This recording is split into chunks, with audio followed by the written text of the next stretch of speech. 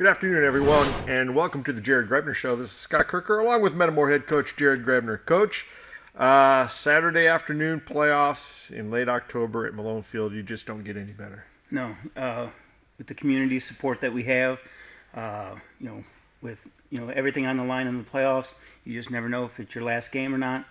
The leaves are rustling, starting to fall. It's just a really good feeling, especially when you have a beautiful day like we did on Saturday. It's been a month since we've had a home game, so it was greatly appreciated, and then to make it a playoff game made it even that much more exciting. And there was a lot of, I guess people were not real sure what to expect. The last game you'd played, actually, you go back to your Limestone game, and let's see if you can go back further. You played a very good Pekin team, and since that Pekin game, you got some kids back. And you made a few adjustments, particularly on defense, but you also had a few adjustments that you had to make because of injuries on offense. But whatever you did and whatever adjustments you made have really started to kind of pan out. Now, the ones because of injury, I mean, that's just unfortunate, losing, Cole Culper. Max Largent. And Few File. Yes, those guys, that's awful. And it just so happened that that was right around the time of the Pekin game. Pekin game was a tough loss. Played against a really good, easily the best team in the conference, 7A school. Probably saw the best offensive line you're going to see this year. But since that point, I thought your team has really started to kind of turn the corner, offensively and defensively. Yeah, when you take a tough loss like you did against Pekin, you got to adjust to personnel, to different schemes. Games like that, when you watch film, it makes you look at yourself as coaches about what you can do to put the kids in the best spots possible. We're fortunate to have very coachable kids. They come in every day ready to work, and they come in and they start to take every game plan in stride, starting with Limestone and then Dunlap, and then they all started to really gel and become one cohesive unit. You had that kind of a game after the Pekin game. You had that one game where you could kind of test out your changes against Limestone, and then you had like a week off to kind of reassess how everything was coming together. And I really thought when you guys came out against Dunlap, there was a possibility you guys could come out kind of rusty, but you didn't. You came out and you played your best game of the year, and that really kind of set the tone. And you went that moved you to 6-3, and now at that point you got a home game in the playoffs, and you kind of they always say you want to go into the playoffs strong. You want to be hitting your stride, and I don't think that could be anything. I mean that's exactly what's happened for you guys. Momentum's a good thing, especially when it's positive momentum, and when kids get confidence and everybody feels good about what their job is, what their role is on the team. It just makes for success. You got an 8 seed, play a number 9 seed in Jacksonville, who comes out of a pretty tough, pretty salty conference in that Central State 8 with Chatham, Griffin, and Rochester. And, those are some pretty solid programs. And you came in, or Jacksonville came in, they were 6-3 also. To come out of that league 6-3 is pretty impressive. Yeah, we knew that they had a lot of weapons on the field, offensively especially. Their quarterback going to Indiana State. Their running backs are solid. They had a really big tight end. And so we knew that we would have our hands full. One of the first things we did was show our kids their first drive against SHG. That was a 11-minute drive that they took the opening kickoff and went down and scored. And so you knew that they had the ability to make big plays. I thought one of the important things, you said you were going to do this before the game yesterday, but I thought one of the important things was that you won the coin flip and you took the ball. Yeah, it was actually one of the few times, I think Second time all year we actually won the coin flip, so that was a good start to the day. Yeah, and I think you said something about maybe getting different captains because he kept losing the coin flip. But yeah, you did win the coin flip, and you got the ball. This year, when you did win, you'd been deferring, which I always do like anyway, but you came out, you wanted to send a message, and I think you went on a 6-play, I think a 65-yard drive, and you scored right off the bat, went for 2, got it, you went up 8-0. That had just set the tone for the rest of the ball game. You know, we had a lot of faith in our offense. We knew that they could come out and set the tone. I still remember the very first play, reviewing film. Ben Wallace goes and gets a pancake on the linebacker. Yep. The linebacker gets up again, and he knocks him down again, and then he goes for some more.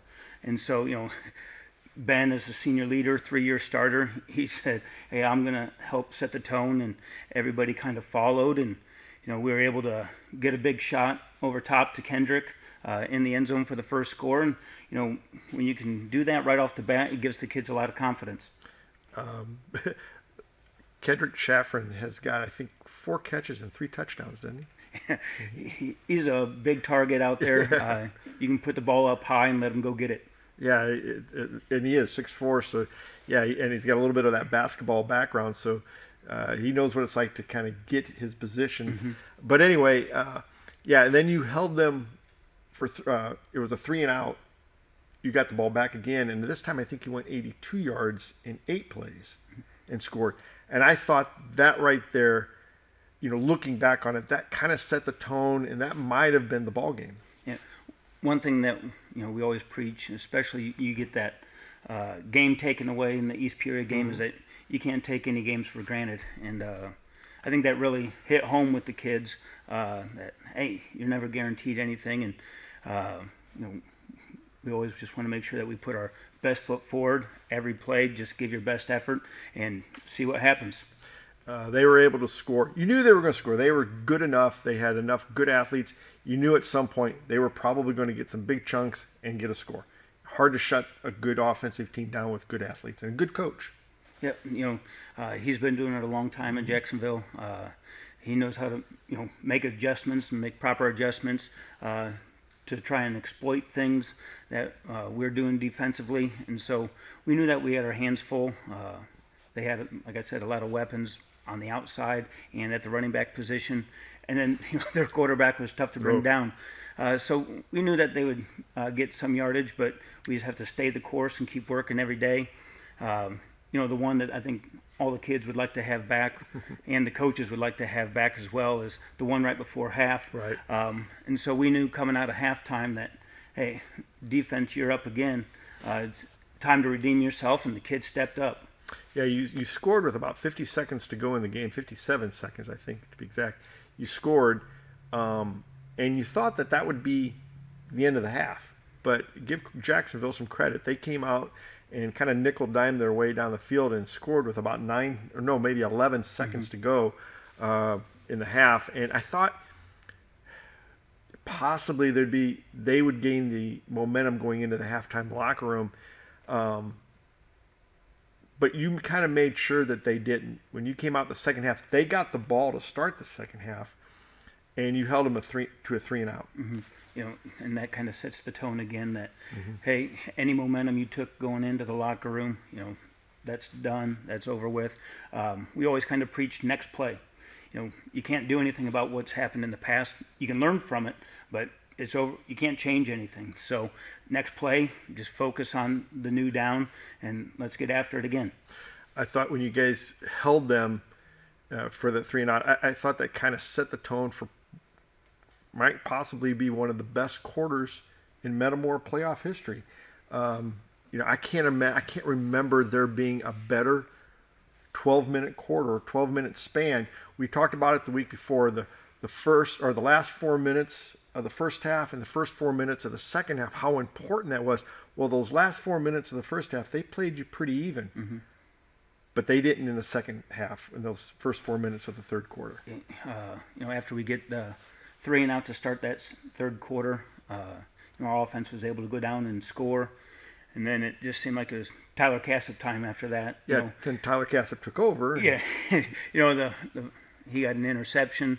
After that, the first one is the tackle almost made it look like it was a sweep play by his read, because Tyler's normally a pass rusher off the edge, but they kept trying to get his outside shoulder, so he just kept widening and widening, and before long, shoulder free. And before long, all of a sudden, his big mitts go up in the air, and he snags it for his first interception of the day, and that gets the sideline juiced, it gets the offense juiced, and because it's their turn to go back out there. Yeah, when you look at it, I saw it on the Springfield news station. They showed it. I'm still not sure how he caught the ball, because he was kind of engaged with that blocker, and he got his hands up. The quarterback wasn't that far away from him, so it was a tough catch. Yeah. And you're right, because they were starting to move the ball a little bit, and that just kind of took a little bit of the wind out of their sails. You went down, or I think he returned it to about the 35-yard line, but then you kind of returned the favor to him for intercepting it, let him go in and play a little tight end, and got a touchdown for him in the end zone on a nice play across the middle. He's been a great blocker on offense all year long from the tight end position. We've always tried to find ways to get him the ball because he has great hands, and it was just kind of a great bookend to that, how he started the offensive series by getting us the ball back, that we reciprocated and got him a touchdown. The other big play that he made that was just amazing, he, again, putting up a big pass rush, put his hands up, his big paws up, deflected a pass, caught the pass, and then returned it for a touchdown. Another big play by your defense. Yeah, some of that stuff you like to say, oh, yeah, we teach all of that. We talk about getting your hands up, and when you're not able to get to the quarterback and stuff, but to be able to get your hands up, to time it correctly, to have the wherewithal to find the ball when it's in the air, catch it and then go, because you're in the middle kind of a scrum when you catch it in front of the offensive line, and you don't know who's where. And Tyler's a really good athlete, and he was able to take it to the end zone. So that got you a score, the first score by the defense. Then a little later on, I believe it was Cassip again that caused the fumble in the end zone. And I think it was Dalton Shooter that fell on it, or was it? I believe it was Drew Hansen. Drew Hansen that fell on it in the end zone. You couldn't tell. There was a lot of black jerseys around there. But that was all in a span of about 4 minutes. Your defense scored twice. I think your offense scored twice. Mm-hmm. That third quarter gave you that separation, made you breathe a little easier. Yeah, for sure. Things are, touch and go there for a while. Like you said, possibly them getting momentum, and then when you had like an onslaught of scoring like that and some stops like that, it gives the kids confidence, and credit to all of our guys. They never took the foot off the gas all game long, and they just kept wanting to pour it on. We'll talk about Tyler Cassip in a little bit more in a little bit, but I was really impressed with your offensive line, your quarterback, Caden Hartnett, and then the running backs, led by Cam Davis, and then Mark Fredericks made a couple of nice plays. Mm-hmm. And then later on, you got Jadon Cranford in there, and he made some nice runs. But your offensive line, and then we'll just work our way back from there, but your offensive line, wow. I thought they did an outstanding job of creating those seams in the defense for your line, or for your running backs and quarterbacks to get through. And then on pass plays, creating nice big pockets, open, clean pockets for him to throw. Yeah, Alex Lane, Ty Dykes, Ty Hodel, Boston Cox, Ben Wallace, throwing Cole Cowper there before the injury. Those guys have been doing a great job all year long, opening up running lanes, understanding their assignments, making adjustments on the fly when necessary. And, their development as the season has gone on has been great to see. The running backs and quarterback, they're kind of the beneficiaries of everything, and they understand how important those guys are up front. I thought, Cam Davis, I thought he did a really good job, probably his best game so far this year of vision. He read the blocks really well, and then he finished the runs. Yes. He ran behind the shoulder pads, and so that was always encouraging to see, because as a running back, when you can punish the tackler, sometimes it makes him a little bit, apprehensive of coming back for more. Yeah, the thing I always like about running backs like that, and Cam Davis was a perfect example yesterday, is he knew when the journey was over, and then he just lowered his helmet and just plowed for it. How many times did you see that defensive back? He landed on his back, and Cam landed on top of him. And they were always going forward. He was always moving those tacklers forward, and the yards after contact was for him yesterday was fantastic. Yeah, like I said, I thought it was one of his better games. When you can get those yards after contact and just get those 3 extra yards, that's a big deal in the grand scheme of things. And you talk about Caden, your quarterback.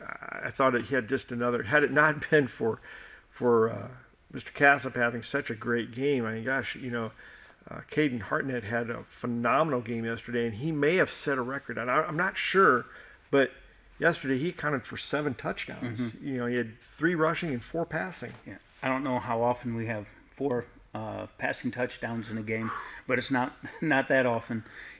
And I believe he was 7 for 8 passing. His only blemish was kind of the Hail Mary at the end of the first half, where we just kind of threw it up and tried to give our guys a chance. Ended up in an interception, but hey, that's one good thing about Caden. He doesn't care about stats or anything like that. That interception doesn't mean anything. But he put the ball in a place where our playmakers could get the ball, from Kendrick, we talked about earlier, to Broderick Schreers, to Tyler Cassip, to Noah Simmons there at the end, getting Mark that last touchdown. Mark Frederick out of the backfield. And so he was able to spread the wealth, get everybody involved. He had another good day running. Cam, as we mentioned earlier, one kind of unsung thing that he does is lead block for him, and he did another tremendous job of doing that. So all around, we were really pleased with how we executed. Came out with the big 68-34 win, running clock. That was just a fantastic ball game for you. One of the unique things I did see, speaking of Jacksonville, that I thought was pretty neat, was at the end of the game they took a timeout. And rather than just have the kids come over and him substitute, he went out on the field, gave each one of his seniors a hug, and let them go off one at a time. Longer timeout than normal, but I think that was a pretty cool thing. Yeah, he actually warned the refs, and I'm going to take a little bit longer timeout. The refs came over, they informed us of what he was doing as well. We had no problem with it. It's all about the kids. You want to honor them. It was their seniors' last game. You want to make sure that they get recognized appropriately, because there's a lot of hard work, a lot of time that goes into it, and you want to make sure all those kids get recognized appropriately. And so I thought that was definitely a class move by their coaches and their program. I thought it was good from our Metamora fans that they stood and they recognized him as well. Everybody realizes, how much time goes into it, and they clapped for each one individually. And so, your heart goes out to any senior that ends their career. Yeah. It's going to come to a head at some point. Yeah. You'd always rather it be later rather than sooner, but sometimes circumstances don't really, go your way, and so your heart just goes out to the kids, because for some of them that might be the last time that they ever put on a pair of football pads. Yeah, and that's always sad. And Mark Grounds is a pretty cool, pretty classy coach, so I had to kind of give him some credit there. But yeah, it was a nice win. Now you move on to the second round. You're going to be playing a pretty darn good Mohammed Seymour football team. They're undefeated. They're 10-0. You have one common opponent in Morton. They kind of took it to Morton first game of the year. Had a whole off season to prepare for Morton. Morton ended their season last year in the playoffs. So I'm sure that was probably the number one thing on Mohammed Seymour's bulletin board the whole off season was let's pay back Morton. And they did 50-7, I believe. 55-14, I believe it was. Yeah, it was a pretty good blowout. but they had the whole off season to prepare. Mm-hmm. And you look at this team, and you've talked about them. They're crazy athletic. They're long. They're tall, and they're going to pose a different kind of problem for you than what you've seen before. Yeah, the one thing is they have weapons all over the field. The quarterback's like 6'5", 225. He can wing it. He can find the open receivers. They have one wide receiver that's 6'5", another one that's 6'2", fast, makes plays. A little slot receiver, they can get screens to him, but he can pose as a vertical threat. So they have fast kids all over. And then to mix it in with their running game that they have, they'll definitely keep you on your toes. They'll keep you honest, and they're hard to game plan for. Even on the offensive side for us, they're hard to game plan for because they run to the ball. They kind of create a lot of chaos on defense, and so we're going to have to be able to communicate, to be able to talk. Coach Adkins has done a tremendous job down there at Muhammad and continues to do well, year after year, and he has those guys playing well the entire year, and then into the postseason, which you want to be. Play in the Apollo Conference. Some smaller schools, but still, you play the teams on your schedule, and that's what they did. They came out undefeated. They're the number 1 ranked team, I think, in the Southern Division of the 5A bracket. So that'll be an exciting game. You kind of figured a team that likes to throw the ball is going to want to play when there's no rain or no wind, which next Saturday night, that'd be would have been a good bet, and they did. They picked a 7 o'clock Saturday night game, but I think there's rain in the forecast. I never trust the weather nowadays, especially in the Midwest. Sometimes they'll call for rain, and it'll be sunny outside, and vice versa. We'll just show up, whatever the weather's like. We'll get after it, and we'll give it our best shot. Why don't we take a break now? We'll come back with the Germantown Grill Player of the Game. Central Illinois, you asked for it and we listened.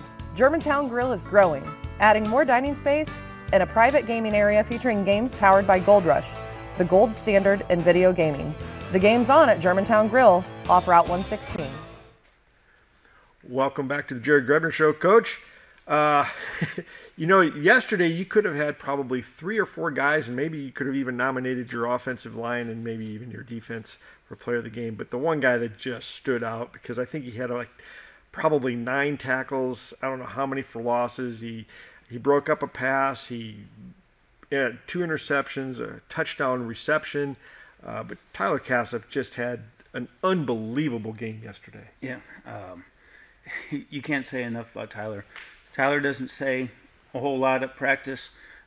He's not one of our vocal leaders, but man, every single day he leads by example. He just gets after it. He brings his lunch pail to work. Yeah. He really does. He comes out there, grinds, gets after it. He's very coachable. And it's always neat to see where his dad's coaching. He's one of his defensive line coaches as well, and you can have that bond and share those memories together. It was also neat to see after the game.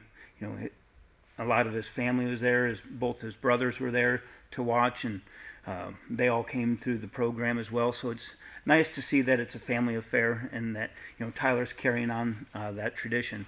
But like you said, he had a phenomenal game. He's kind of been an extra lineman for us these past 2 years, where he's been in at tight end, and sometimes those guys are glorified linemen for us, and because he does a tremendous job blocking, but he hit pay dirt on the offensive side with kind of a diving catch where he was able to get his fingertips right underneath it and just pulled off the sod. And then defensively, we had him down for 11 tackles. So he was all over the field. One of the most impressive plays was on their first series when he was taking the dive. He actually took the dive, and then the quarterback tried to pull it, and he took the quarterback as well. He just wrapped both up at the same time. And sometimes, like we mentioned earlier, you want to say, I coached him taking 2 guys or anything like that. But we all know, he's a very athletic kid. He has great instincts. So you couldn't be happier for someone like him. The amount of work he's put in the off season, even when he's running or throwing for track and stuff like that, he doesn't miss a lift. His dad's his shot put and discus coach, and he makes sure that those guys get up in the weight room. And so, to see him have success offensively and defensively, coming up with those 2 interceptions, 1 touchdown, and forcing another fumble for another defensive touchdown, it was just a great day. In both those interceptions, it wasn't like they just threw the ball to him. Mm-hmm. He made some plays. Yeah, he had to be a playmaker. There wasn't any gimmies, that's for sure. No. Is that the best performance by a defensive lineman you can remember? No, I wasn't around for it, but I know that in the normal community game when Bob Korkendorfer, they always say how much he dominated that game. Yeah. I was in college at the time, so I wasn't there to witness it firsthand, but there's been a lot of stories about how he was able to kind of single-handedly shut them down a little bit. But Tyler was a dominating force on Saturday. His counterpart, good buddy, other defensive end, Drew Hansen, he had 11 tackles as well, and it was good to see both of them have success. The other thing too, the only other lineman that I can think of wasn't in a playoff game. It was actually an opening game of the year back in, I think, 2002, was Richard Riley. I think he had something like 23 tackles against Geneseo in like a double or triple overtime win to start the season. Jeff Herring's senior year. That's the only other time I can remember a lineman just dominating a game like that. Yeah. And it's hard to do from that position sometimes. Because they can run away from you, they can read you. Sometimes, depending on your defensive call, they can double team you. And he's really good with his hands. He's really good on his feet, and we expect nothing less than Tyler. Nothing less than that from Tyler, because he's done it all year long, and he's worked to put himself in that position. The good thing about Tyler is he wouldn't care if he had 0 tackles or if he had 100 tackles. He only cares about one statistic, and that's whether or not we win or not. And he'll do whatever he can to help our team be successful. I'm sure his dad was walking around those sidelines with a big smile, wasn't he? Oh, I'm sure he was. Proud papa, and deservedly so. Yeah. Coach Cassip spent a lot of time coaching up at Metamore High School. His kids have been there from the time they were little until the time some graduated, and Tyler right now is a senior. And so, it's fun to see all those guys grow up and kind of come through the system. Well, Coach, we'll let you get going here, but congratulations. Great win yesterday. Where there isn't much you could say you didn't do well. It was an outstanding game, but congratulations, and on to Mohammed Seymour, and good luck. Bring home a W. Well, thank you very much.